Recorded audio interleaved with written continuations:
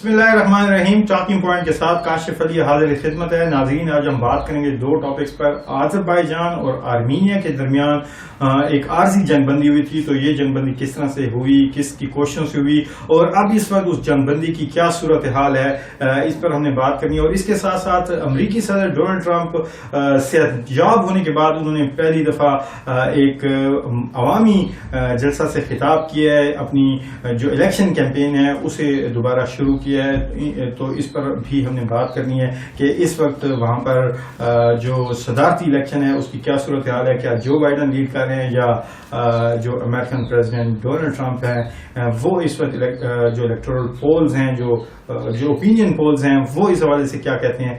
تو اس بات کا بھی ہم نے آج کے ویلاگ میں احاطہ کرنا ہے. لیکن اس سے پہلے جن دوستوں نے اب تک چینل کو سبسکرائب نہیں کیا ان سے یہ گزارش ہے کہ وہ چینل کو سبسکرائب کریں اور بیل آئیکن کو بھی پریس کریں. آج کے پہلے ٹاپک کی طرف. آذربائیجان اور آرمینیا کے درمیان روس کی کوششوں سے کل عارضی جنگ بندی ہوئی تھی. 10 گھنٹے کے طویل مذاکرات کے بعد ماسکو میں آرمینیا اور آذربائیجان کے وزرائے خارجہ نے جنگ بندی پر رضامندی کا اظہار کیا. ان مذاکرات میں روس کے وزیر خارجہ سرگئی لاروف بھی موجود تھے، اور اس طویل مذاکرات کے بعد دونوں ممالک نے، آذربائیجان اور آرمینیا نے، انسانی بنیادوں پر عارضی جنگ بندی پر رضامندی کا اظہار کیا تھا، جس کے بعد وہ جنگ بندی جو ہے اس پر امپلیمنٹیشن بھی شروع ہو گئی تھی.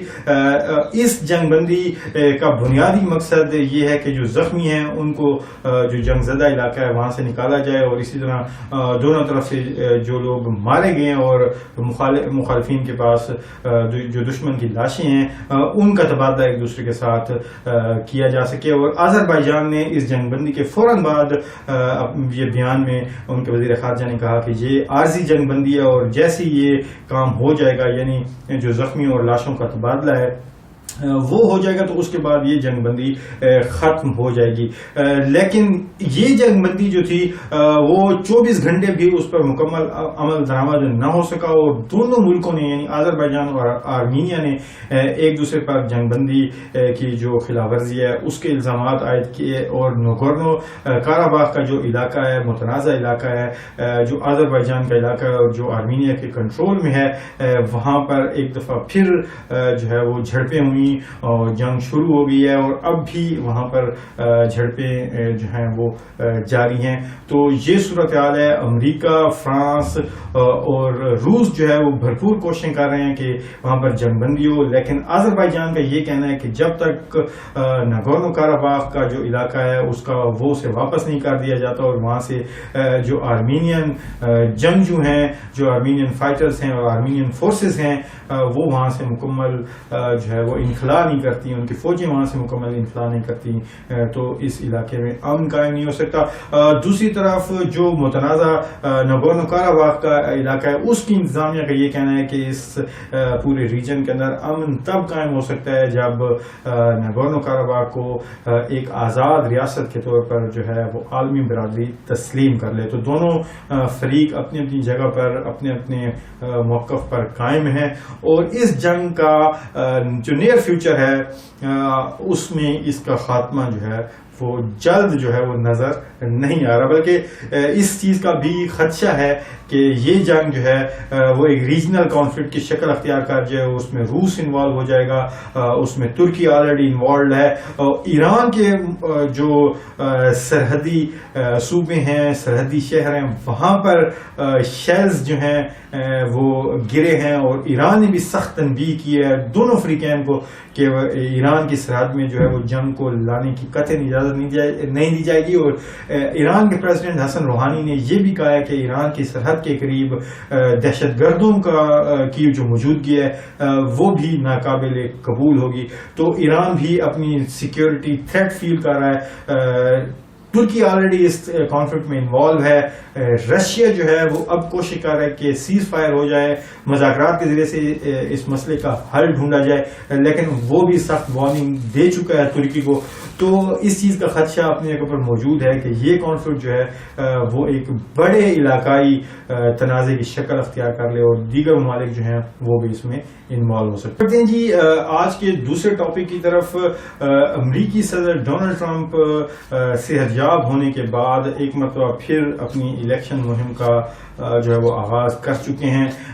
یہ سیراب ہونے کا جو پروانہ ہے ان کے ذاتی جو فزیشین ڈاکٹر شین کونلے ہیں انہوں نے انہیں دیا ہے, جبکہ جو ان کے مخالفین ہیں ڈیموکریٹک پارٹی انہوں نے اس امر کو جو ہے وہ انتہائی کڑی تنقید کا نشانہ بنایا, اور انہوں نے یہ کہا ہے کہ امریکی صدر جو ہے وہ 15 دن کا جو ٹائم ہوتا ہے کوارنٹائن ہونے کا, وہ کرونا وائرس سے متاثر ہونے کے بعد انہوں نے اپنے آپ کو آئسولیٹ نہیں کیا, 2 ہفتے تک وہ کوارنٹائن نہیں رہے اور وہ دوبارہ پبلک میں آ گئے ہیں. کل امریکی صدر نے وائٹ ہاؤس میں جو ہے وہ ایک بڑا جلسہ کہہ لیں وہ کیا. انہوں نے سینکڑوں کی تعداد میں وائٹ ہاؤس کے لان میں لوگوں کو بلایا اور پھر جا کر وہاں پر خطاب کیا, اور اس خطاب میں بھی انہوں نے فیس ماسک کا استعمال نہ کر کے وہ جو ان کی اپنی موقف ہے وہ اس پر قائم رہنے کا ایک تاثر دیا, اور اس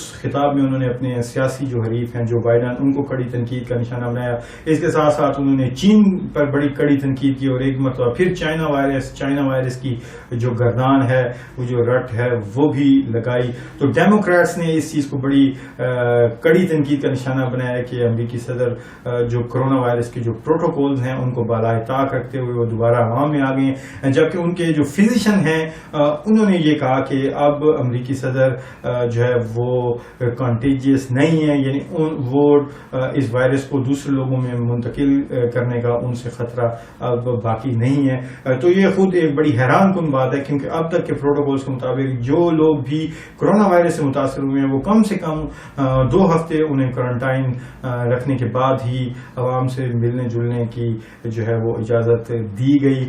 لیکن صدر ٹرمپ نے اس چیز کو مکمل طور پر بالائے طاق رکھا, جس کی بنیادی وجہ امریکی صدر جو ہے ان کی صدارتی مہم ہے. 3 نومبر کو امریکہ میں انتخابات ہونے جا رہے ہیں, تو امریکی صدر کی کوشش ہے کہ وہ کم سے کم وقت اپنے ووٹرز اور اپنی الیکشن کیمپین سے دور رہیں. تو اس لیے انہوں نے ان تمام چیزوں کو بالائے طاق رکھتے ہوئے, تمام پروٹوکولز اور ہیلتھ پروٹوکولز کو بالائے طاق رکھتے ہوئے انہوں نے کل ایک عوامی جو کیمپین ہے اور ایک عوامی جلسہ ہے اسے وائٹ ہاؤس میں رکھا, جس میں لوگوں کی بڑی تعداد میں شرکت کی, اور پریزیڈنٹ ٹرمپ نے وہاں پر خطاب کیا. جو صدارتی انتخاب کی دوڑ ہے اس میں دونوں فریقین جو ہیں ان کی کیا صورتحال ہے, پریزیڈنٹ ٹرمپ کی کیا صورتحال ہے, ان کو کتنے لوگوں کی حمایت اب تک حاصل ہے, جو ڈیموکریٹک صدارتی امیدوار ہیں جو بائیڈن کو کتنے لوگ اس وقت سپورٹ کر رہے ہیں. تو امریکہ میں ہوتا یہ ہے کہ الیکشن سے قبل ہی وہاں پر اوپینین پولز ہوتے ہیں, ان کو بڑا مستند سمجھا جاتا ہے.